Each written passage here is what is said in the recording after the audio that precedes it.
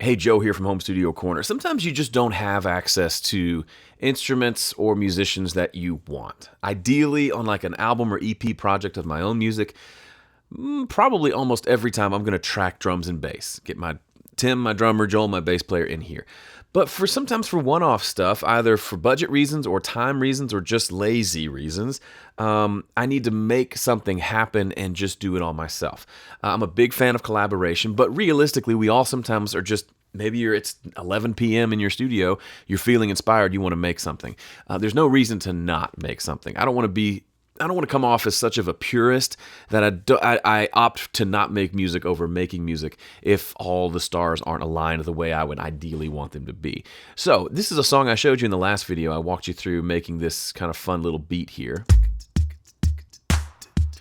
Next thing I knew I wanted, in addition to just piano and acoustic guitar, was some sort of a bass line. But I know I've done those projects before where I play the bass on the keyboard, and it just sounds like bass on the keyboard.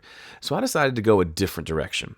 I was sitting here, again, a lot of it's just sitting here and listening to the music and seeing what comes out of me creatively. Because you and I have this huge, astronomical terabytes and terabytes of information in our brains, of music that we've listened to.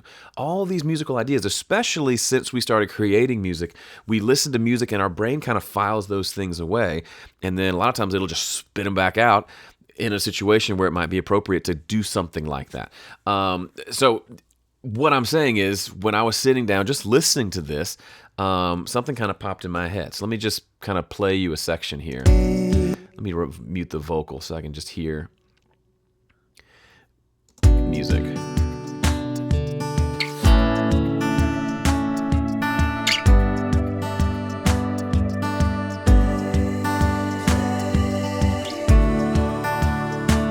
So when I was hearing, I would hear that's the chorus progression, and I kept hearing in my head, and I was just sitting there humming it while I was working on something else.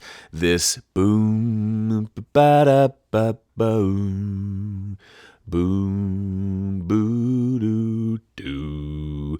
Problem is, I can't go down to that low D with any sort of warmth to it. It's just kind of it's like a burp.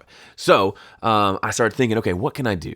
And I decided it can't just be a vocal, or it starts to sound like Boyz II Men a cappella. I didn't want that, but I did want something kind of interesting. That's the whole thing here is, how can I do something that sounds like music that people will recognize, but has interesting, unique elements? So, for example, this drum beat, the basic gist of the beat is kind of boring and simple, but then the little tick tick tick, that part makes it unique, and to me at least, makes it into something I can say, that's fun, that's exciting, I'm glad I did that. So for the bass, I wanted there to be a vocal bass line, but I knew that couldn't be all there was to it.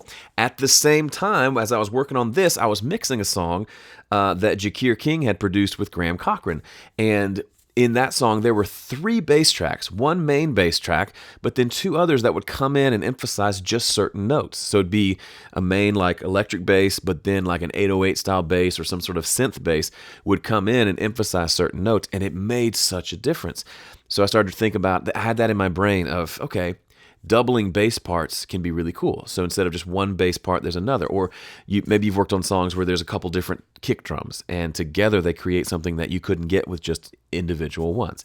So what I did is I set up my keyboard, which I use MainStage for a lot of my keyboard sounds, and I found this really, decent sounding upright bass sound.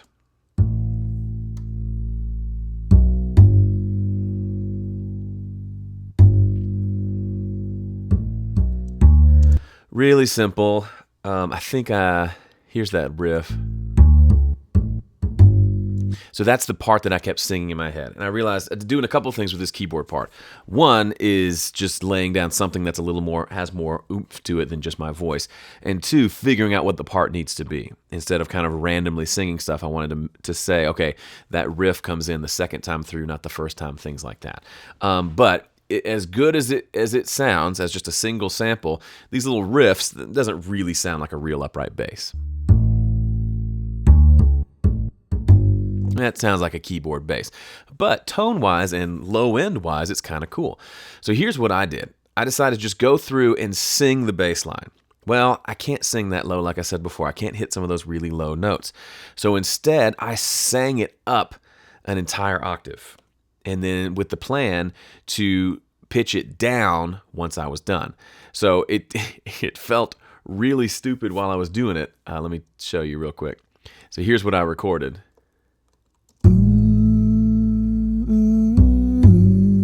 Or like that little riff.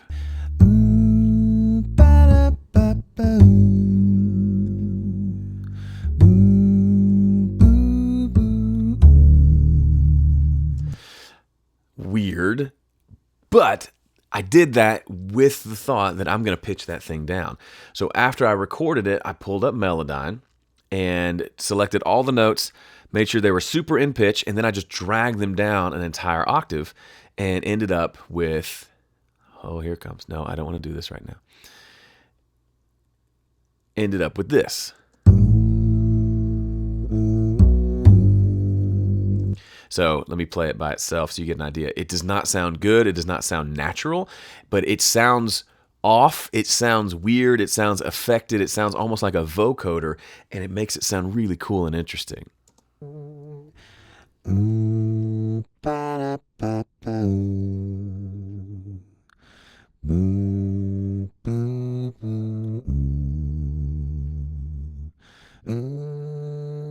Super weird, kind of crazy sounding, but you blend it with the bass, it starts to make sense.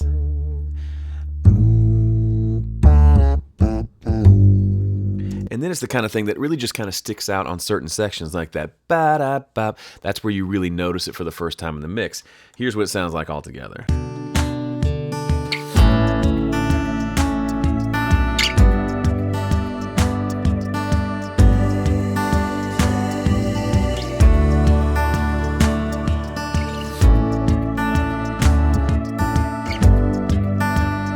So it's not front and center, it's not the star of the show, but it just brings in this little weirdness that takes a kind of boring bass line and makes it into something interesting. The two are becoming something entirely new. And that's what we do in the studio, right?